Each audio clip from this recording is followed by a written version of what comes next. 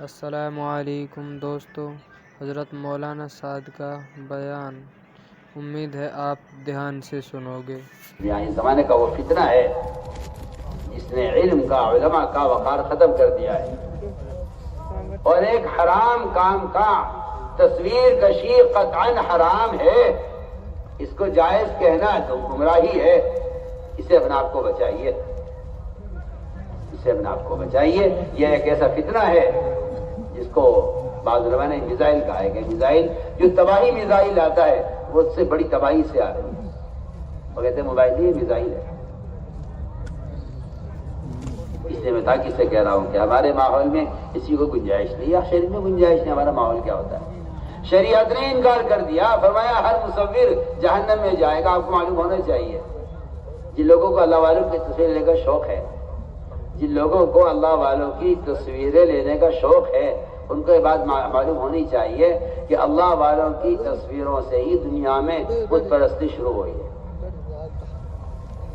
جی ہاں، معلوم ہونا چاہیے سب کو۔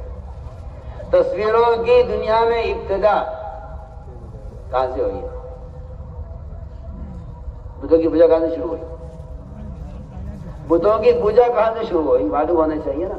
اتنے دنیا کے اندر بت پوجے جاتے ہیں، کروڑوں کی تعداد میں، کہاں سے آئے، کہاں سے شروع ہے؟ یہ دیکھو عجیب حالت ہے، جہاں آواز سنتے ہو ادھر ہو جاتے ہو۔ میں کچھ کہہ رہا ہوں، ادھر دیکھو نا میری طرف۔ یہ تو شیطان ہے جو چیخ رہا ہے، تم بھی شیطان بن جاؤ اس کے پیچھے۔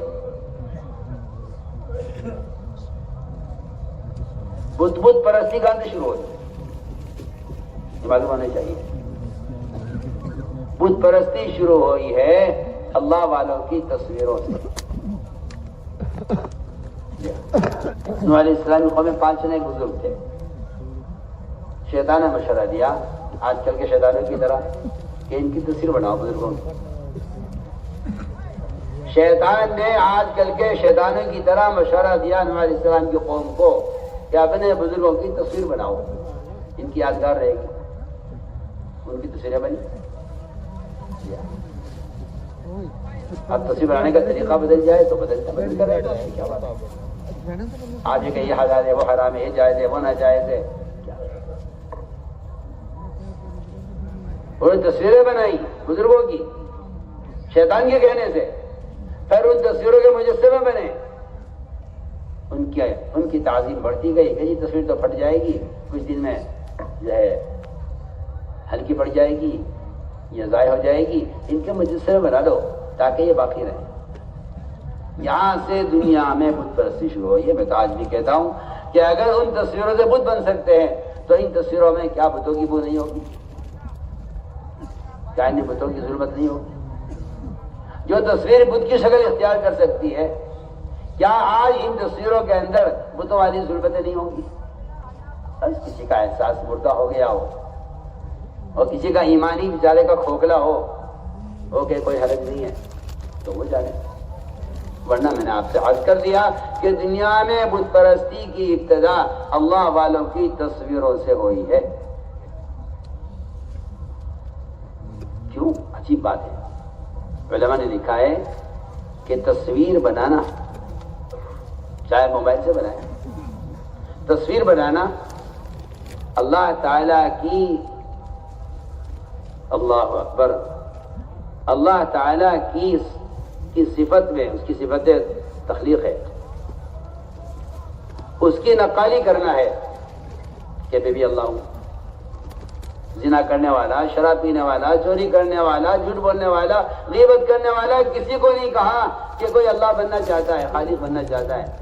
صرف تصویر بنانے والے کے بارے میں فرمایا کہ یہ خالق بننا چاہتا ہے۔ جی حدیث ہے، پڑھی حدیث، کوئی خالی باتیں تھوڑی ہوتی ہے یہاں دعوت کے ممبر سے، صاف حدیث ہے۔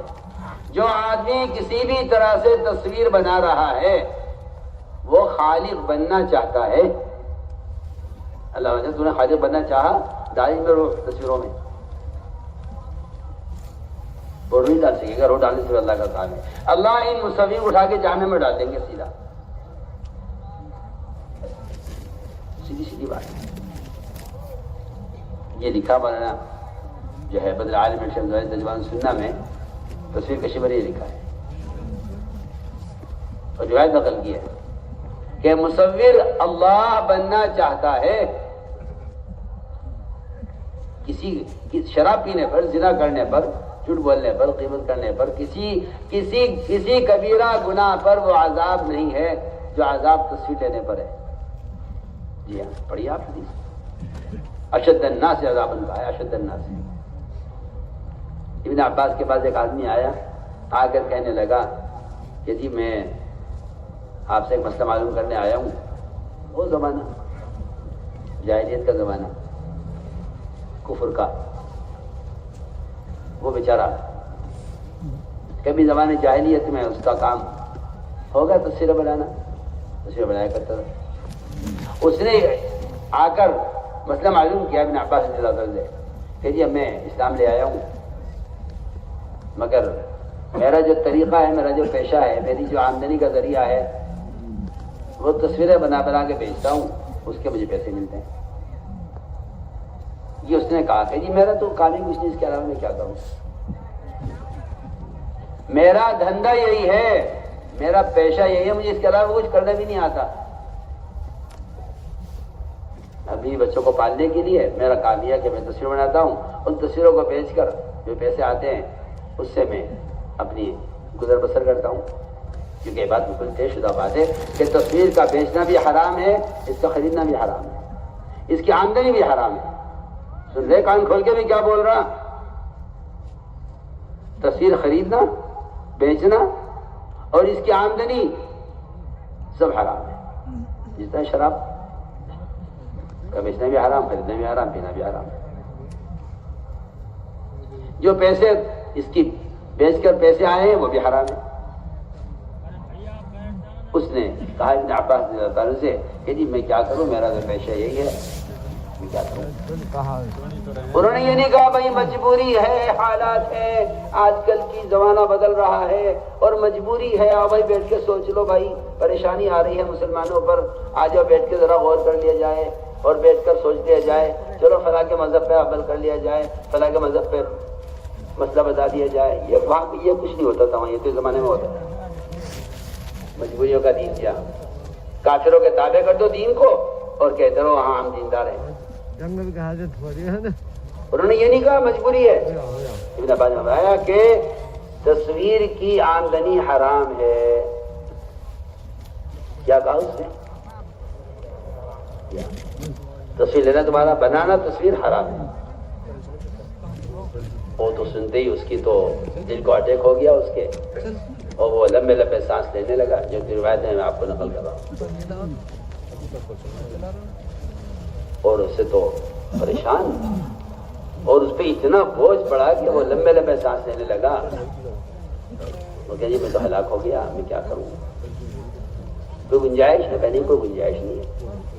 آپ کا عمل بھی حرام ہے، آپ کی آمدنی بھی حرام ہے، آپ کا تصویر بنانا بھی حرام، بیچنا بھی حرام، خریدنا بھی حرام۔ سنیں موبائل والے، سنیں میں کیا بول رہا ہوں۔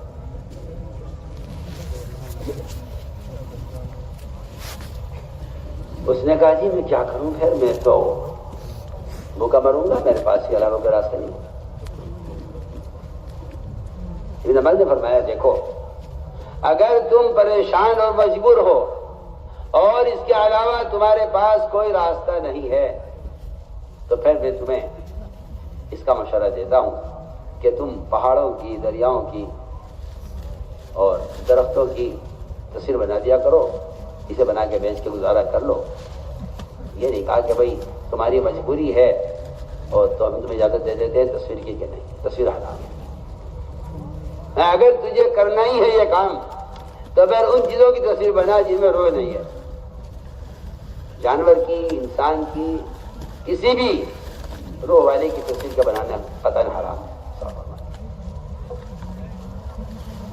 لیکن کیا افسوس اور صد افسوس کہ مسلمان کو بے ادب بنا دیا، یہ کہہ کر کہ یہ کرنا جائز ہے، یہ کرنا بھی جائز ہے، یہ کرنا بھی جائز ہے۔ جی ہاں، اسے بے ادب بنا دیا، اسے ننگا کر دیا، اسے بے ادب بنا دیا۔ اس لیے ہم تاکید سے کرتے ہیں، ہمارا ایسی قطعاً کوئی گنجائش نہیں ہے، یہ فعل قطعاً حرام ہے اور ایسا کرنے والے کو حرام کا گناہ مل رہا ہے۔ وہ جو چاہے باتیں بنا لے، کچھ کر لے، لیکن جو بات ہے وہ بات ہے۔ کریں گے بچیں گے انشاءاللہ اس سے، بالکل صاف صاف۔ اس طرح میں اس لیے عرض کر رہا تھا کہ یہ سارے کام اللہ کی رضا کے لیے ہوں، اس لیے اپنی نیتوں کو ڈھلتے رہی ہو، اپنی نیتوں کو سامنے رکھیے ہر وقت، کس لیے کر رہے ہو، کس لیے کر رہے ہو۔ ان صفات کو اندر پیدا کرنے کے لیے اللہ کے راستے کا خروج ہے۔